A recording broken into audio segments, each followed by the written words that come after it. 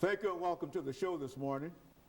The topic this morning is slavery and gun violence in the South. And we're fortunate to have with us to talk about slavery and gun violence in the South, Alana McLaughlin.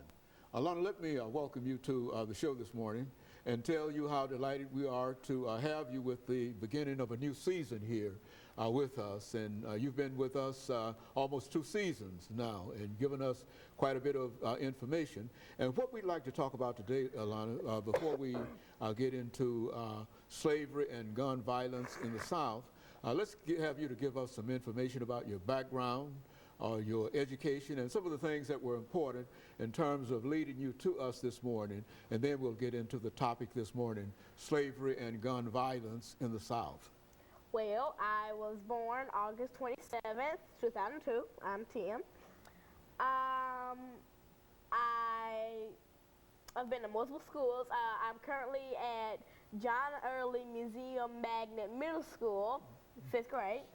And I was basically raised in a very religious household, go to church every Sunday. And basically I'm here today to share with you certain things about slavery and gun violence in the South. And I've been studying on my iPhone.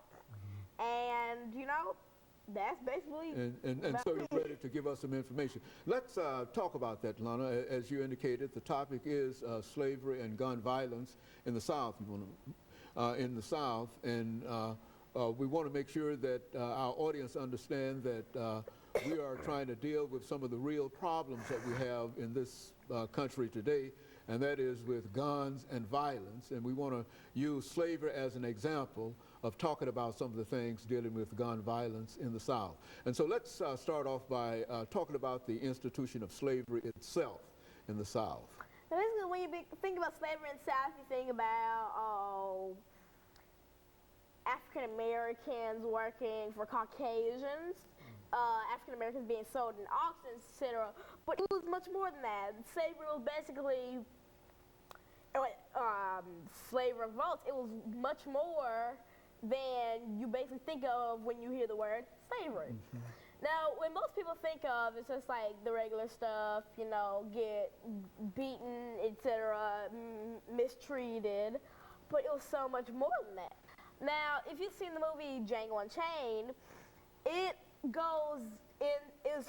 was staged 2 years before the Civil War, and it's talking about a much deeper, much more gruesome part of slavery where if you try to run away, your life was over. Just much more gruesome, the things they used to do to African Americans back in those days. And basically, yeah. And so I think the way you try to tie this in is that the presence of slaves simply created a fear among the population, and that fear prompted this idea of gun violence. Is that what you're suggesting?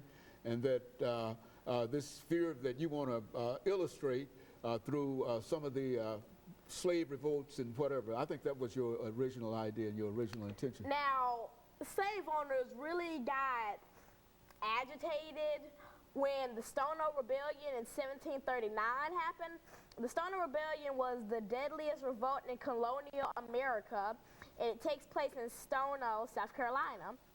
Armed slaves started marching to Florida towards freedom, but the insurrection is put down and at least 20 whites and more than 40 blacks are killed. Now, this is one of the insurrections and rebellions that we talk about. And of course, this kind of activity, you're saying, created a real fear among the population in terms of these rebellions, and therefore there seemed to have been a need for firearms and a need for protection. And so when you talk about slave violence and guns in the South, is that what you're suggesting?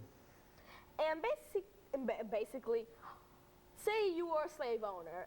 If you just experienced that turn of slave revolt, you saw all those slaves armed with firearms and guns, and you turn around to one of your slave workers, you at least have to think about, what if they did that to you? Now, the slave owners were scared for their lives, so they made it even more. So they they locked down the slaves. They made sure they had no weapons. They had less communication to other slaves. Okay, and of course, let us take this first commercial break, and we'll be back with our audience following this very, very short commercial break.